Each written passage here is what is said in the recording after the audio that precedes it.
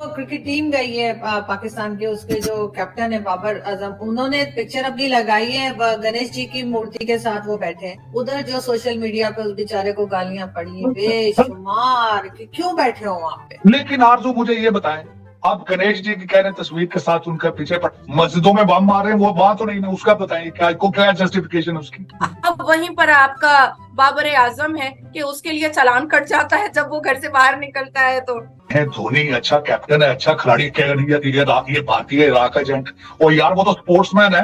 अगर वो बॉलिंग अच्छी बैटिंग करता है, अगर उसकी तारीफ करना as a sportsman, as a sports, इतनी नफरतें डाल दी ज़हन में, मैं कई दफा हैरान होता है, खुदा रहा है आपने इतनी नफरत की है भारत के साथ, इंडिया के साथ, हिंदुइज्म के साथ, सिखिज्म के साथ, आपने अपने दिमाग की खिड़कियां दरवाजे ही बंद कर दिए, इनको खोलो।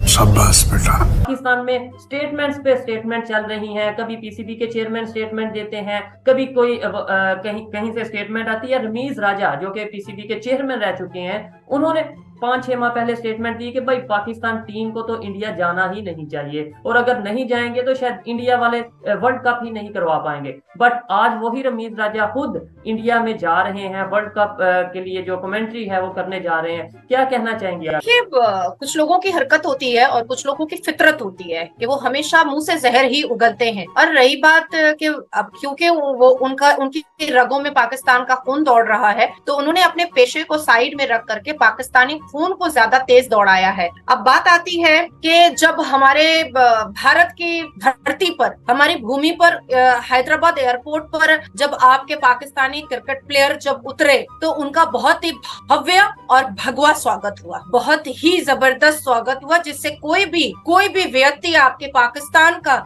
इनकार तो नहीं कर सकता है, क्योंकि सबने अपनी आंखों से, खुली नजरों से पथरा कर आंखें देखी कि कितना भव्य और कितना भगवा स्वागत किया गया है। मैं कहना चाहूंगी कि बाबरी से लेकर बाबर तक हमने भगवा रंग दिया। 1993 में 1993 में हमने बाबरी मस्जिद को भगवा रंगा था, और 2023 में हमने बाबर आजम को भगवा स्कार्फ पहना दिया। तो बड़ा दिल प्रसन्न हुआ है। हमारे सनातनी शेर जो हैं वो बड़े खुश दिली से उन्होंने पाकिस्तान के प्लेयर का स्वागत किया है। और देखिए, भारत में हमने संस्कृत में हमेशा पढ़ा है अतिथि देवो भव, लेकिन साथ साथ हमने एक चीज और पढ़ी है, precaution is better than cure. तो अतिथि देवो भव के मर्यादा को उल्लंघन करना ना ही हमारी संस्कृति में आता है, ना ही हमारे संस्कार में आता है। तो बड़ी खूबसूरत तरीके से हमने आपके प्लेयर की मेहमान नवाजी की है, पर थोड़ी बहुत करवाहट तो, ये तो पाकिस्तान का जन्मसिद्ध अधिकार है कि करवाहट को साबित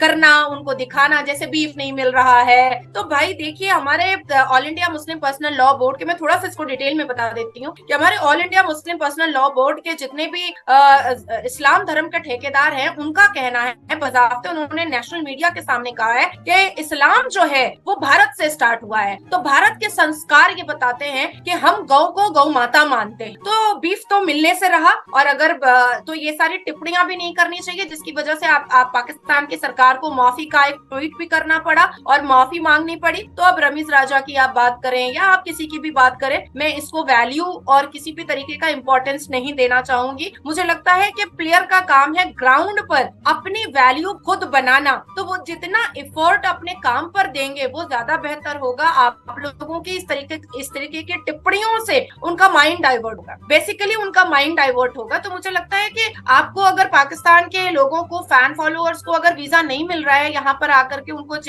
चेयर करने का, उनको चेयर अप करने का, उनके सपोर्ट में आवाज ऊंची करने का, तो एटलीस्ट आप इतनी करवाहट तो मत फैलाइए कि वो भी सोशल मीडिया में जाकर के अपनी नजरें नीची कर ले कि यहाँ पर हमारा इतना अच्छा वेलकम हो रहा है, इतना भव्य स्वागत हो रहा है, और फिर भी बाज नहीं आ रहे हैं ये लोग। अब मैं आपको कहना चाहूंगी कि मुझे लगता है कि रमीज राजा को पता चल गया था जिस प्लेयर के बारे में आप बात बता रहे हैं, क्योंकि मैंने कभी पाकिस्तान के प्लेयर के बारे में मैं उतना जानती ही नहीं। ठीक है, ये साउथ एशिया फुटबॉल फेडरेशन जो है, अंडर 19 सैफ चैंपियनशिप भारत ने जीता, अंडर 16 सैफ सैफ चैंपियनशिप भारत ने जीता, मेन सैफ चैंपियनशिप भारत ने जीता 2023 में। 2023 के एशिया गेम्स में इंडिया ने 53 मेडल जीते, जिसमें 13 गोल्ड थे, 21 सिल्वर थे और 19 ब्रॉन्ज थे। 2023 के फुटबॉल एशिया कप को भारत ने जीता, हॉकी एशिया कप को भारत ने जीता, कबड्डी एशिया कप को भारत ने जीता, क्रिकेट एशिया कप को भारत ने जीता। सब पर भारत ने अपने अपने झंडे को लहरा दिया और मोहर लगा दिया।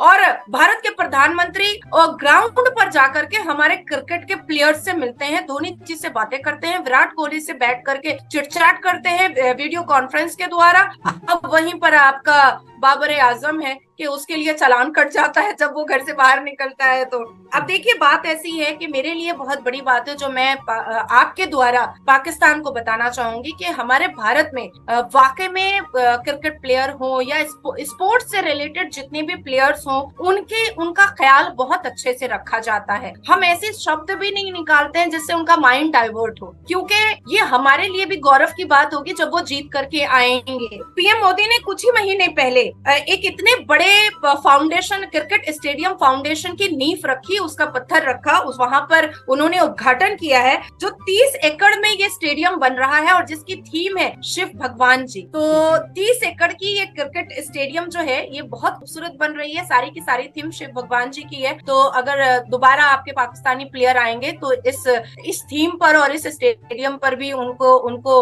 हम लोग जरूर भगाएंगे और दौड़ाएंगे और उनसे हमारे भारत के जो प्लेयर हैं वो जरूर खेलेंगे। अब आपका दूसरा सवाल। ठीक है मैम, इधर एक चीज मैं ये पूछना चाहता हूँ, मैं भी आपको ये बात थोड़ी अजीब लगे या जो लोग देख रहे हैं, ज्यादातर लोग इंडिया से देखते हैं, उन्हें थोड़ा सा मेरी ये बात अजीब लगे, लेकिन अभी पाकिस्तान क्रिकेट टीम जब इंडिया पहुंची उससे पहले बॉयकॉट पाकिस्तान चल रहा था कि मतलब जो कश्मीर में वाकया हुआ और उन वाकयात को लेके मतलब जो जवानों की जानें गई इंडियन फोर्सेस के, तो उसे लेके बॉयकॉट चल रहा था कि भाई हम वर्ल्ड कप नहीं खेलेंगे। मुझे थोड़ा ऐसा फील होता था कि लाइक अगर पाकिस्तान की टीम वहां जाएगी तो कोई ना कोई कंट्रोवर्सी ना हो जाए, कोई ना कोई इस तरह का वाकया ना हो जाए, क्योंकि गुस्सा है इंडिया वालों को। लेकिन जब वो वहां पे पहुंचे तो इतनी एक्सपेक्टेशन से हट के इस्तकबाल किया गया, मतलब मेहमान को वाकई में भगवान, जो मैं सुनता हूँ कि भाई वहां पे मेहमान को भगवान समझा जाता है, तो वो सारे गुस्से, वो सारे शिकवे 1 मिनट में साइड पे करके इतना वार्म वेलकम, पहले बॉयकॉट और फिर जब पहुंच गए हैं, जब मेहमान हो गए हैं, भगवान हो गए हैं, तो वार्म वेलकम। ये सोच में और ये गुस्सा अचानक जो है वो इतनी मोहब्बत में कैसे बदल जाता है? नहीं, देखिए ऐसी बात नहीं है। पॉलिटिक्स अपनी जगह है और क्रिकेट अपनी जगह है, स्पोर्ट्स अपनी जगह है, बायलैटरल रिलेशंस अपनी जगह है, ट्रेड अपनी जगह है, आर्मी अपनी जगह है, सबमरीन अपनी जगह है, फाइटर जेट अपनी जगह है, पायलट्स अपनी जगह है, एडवोकेट्स अपनी जगह है। हमारे सुप्रीम कोर्ट के अंदर और लोअर कोर्ट के अंदर और एसीजेएम कोर्ट के अंदर और भारत के तमाम स्टेट के हाई कोर्ट के अंदर ऐसे भी वकील हैं जो टेररिस्ट के पक्ष में केस लड़ते हैं। हमारे भारत के सरजमीन पर ये इतिहास है कि सीमा गुलाम हैदर के लिए भी वकील खड़ा है, यहाँ पर उसका केस भी वकील ही देख रहा है। तो हर एक का कर्तव्य, हर एक व्यक्ति का कार्य अपना अलग अलग होता है। अब देखिए, जाहिर सी बात है कि 29 सितंबर 2023 में आपके पाकिस्तान में 4 बॉम्ब ब्लास्ट हुआ, जहाँ पर मासूम 50 लोगों की, मोर देन 50 लोगों की जाने गई। तो हमें तो बुरा लगता है ना, हमें भी बुरा लगता है ना, जब 1 करोड़ से ऊपर अदर बैकवर्ड कास्ट और माइनॉरिटीज, हिंदू माइनॉरिटीज को जब पैरों के नीचे कुचला जाता है पाकिस्तान में, तो हमें, हमारी आंखों से खून के आंसू गिरते हैं, हमें बहुत बुरा लगता है। जब 150 साल की मंदिरें पाकिस्तान में तोड़ी जाती हैं तो हमारे दिल को चोट पहुंचती है। जब पुराने चर्च को बेहुरमती के साथ बेइज्जत करके जब उसकी नींव हिलाई जाती है, तो उसको तोड़ा जाता है, उसके छत्ते को लात से मारा जाता है, हथौड़े मारे जाते हैं पाकिस्तान में, तो हमारा कलेजा कटता है, हमें बहुत बुरा लगता है।